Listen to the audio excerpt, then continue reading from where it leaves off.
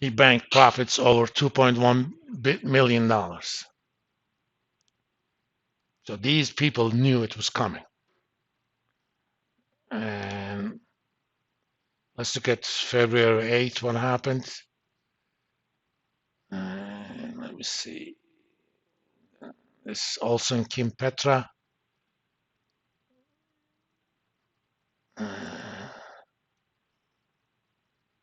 I think she exercised her restricted stock or something. She actually bought it, which means they didn't know it was coming as of February 8th, okay?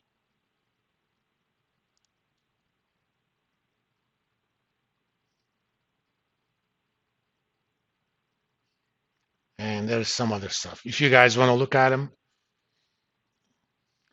I mean, I am not a lawyer, but, those two transactions are definitely transactions based on inside information. It is based on information that is not available to public. They knew it was coming, okay? Because they knew they had to raise capital.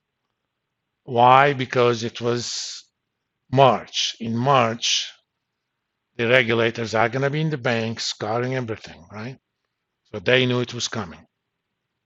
But as I said, I'm not a lawyer, and proving without a reasonable doubt of white collar crime is a very difficult thing. Because those guys have, very good lawyers themselves.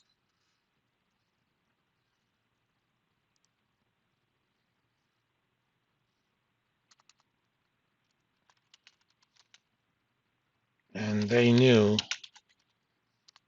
at least a week ago that it was coming.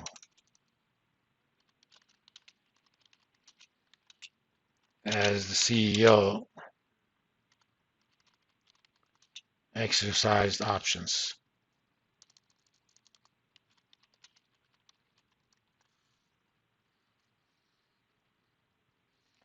They probably can't take all of that money from him, but actually getting criminal conviction, that's going to be a different issue. But they're going to make somebody an example. I don't know if something like that was happening in Signature Bank. Let's look at it.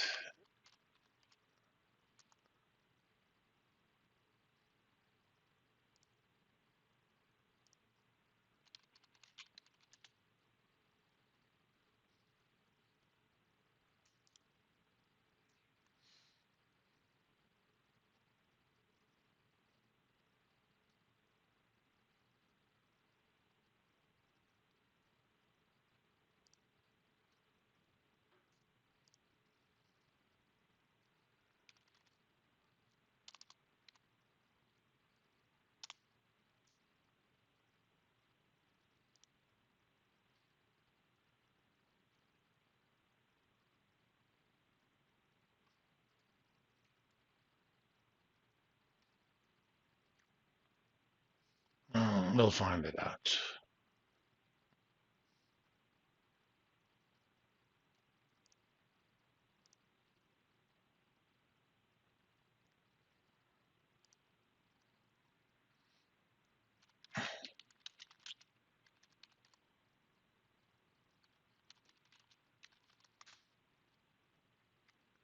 SBNY. Okay.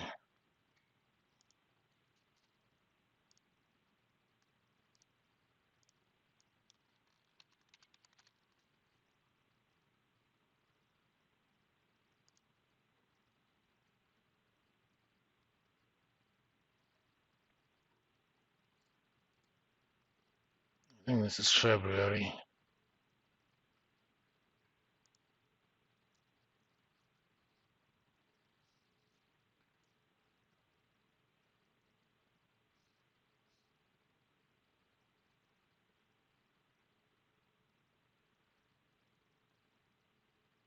I don't know. Oh, because it's defunct, you don't see things that easily.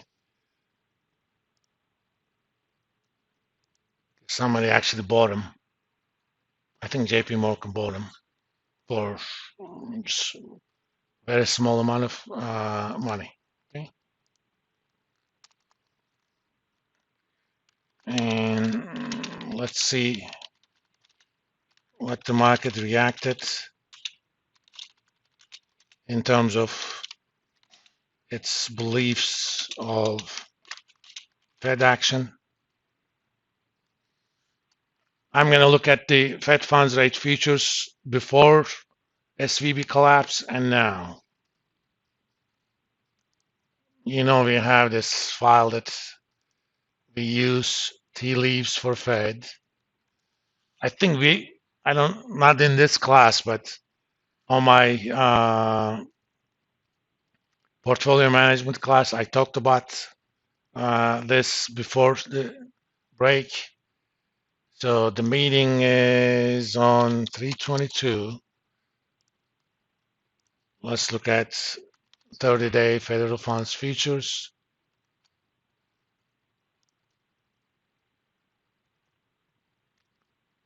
Come on.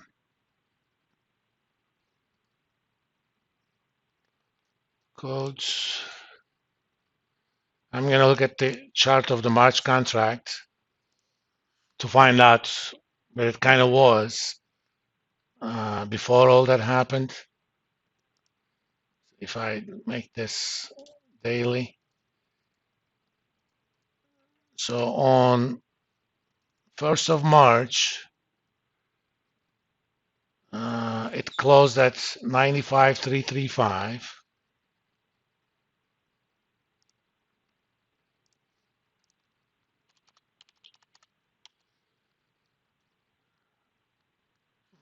When it says that, this kind of looks at what's for sure that's going to happen. This means it's going to be,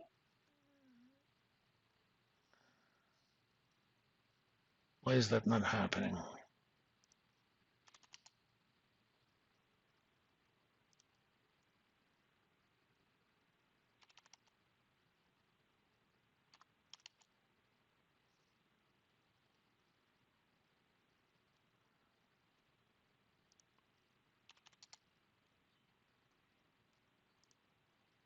Something wrong with this.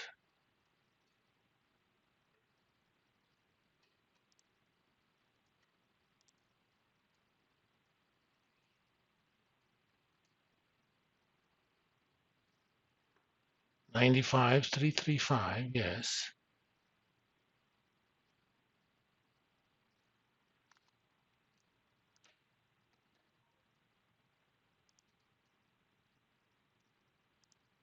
Oh,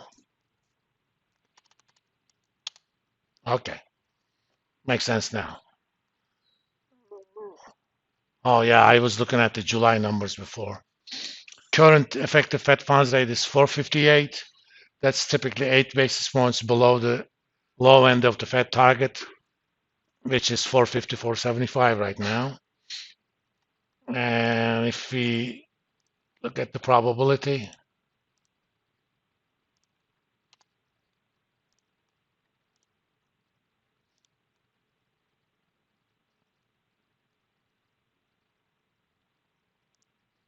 okay, at that point, market attached, markets assumed a 25 basis points move for certain, and there was about a 17% chance of 50 basis points move.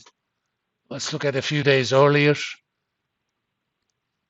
because the beginning of that week, there was a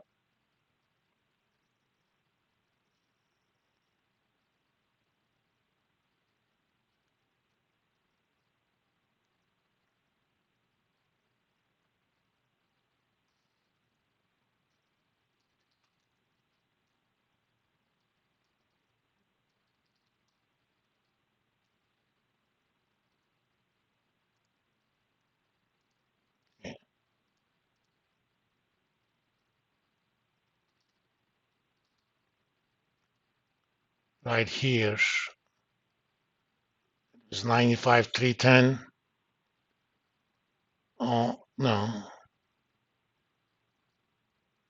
Anyway, let's look at the number now.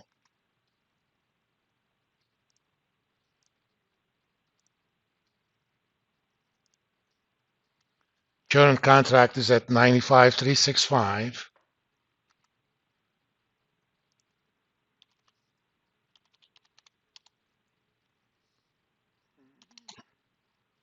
It says at most it's going to be 25 basis points.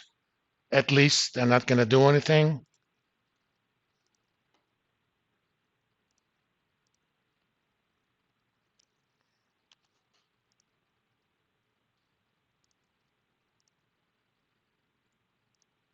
And there is about 75% chance market attaches to a 25 basis points move.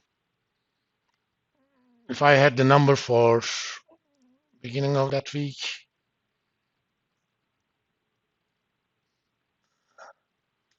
right here, actually, the rates were much higher, implied rates.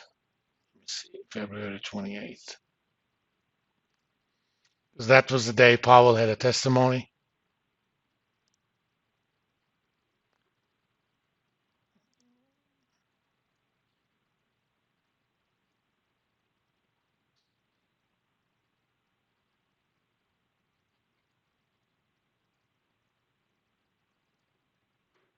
Yeah, it was about the same. But there was actually a implied chance of more moves in May. Let's look at May.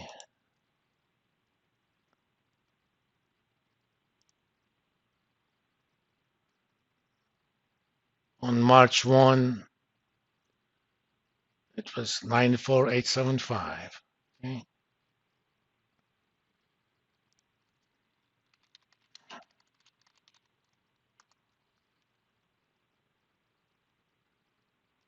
Four. Meeting is on 5/4. It's going to be 483 by that point for sure. And the number was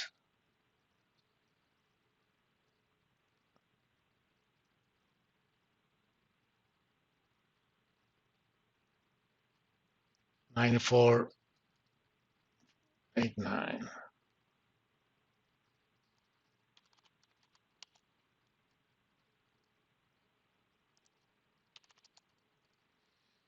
At that point, market was thinking there was going to be another at least 25 basis points move.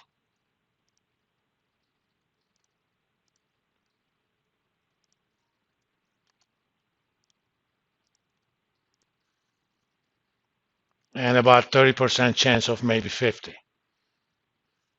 Let's see what it's thinking now.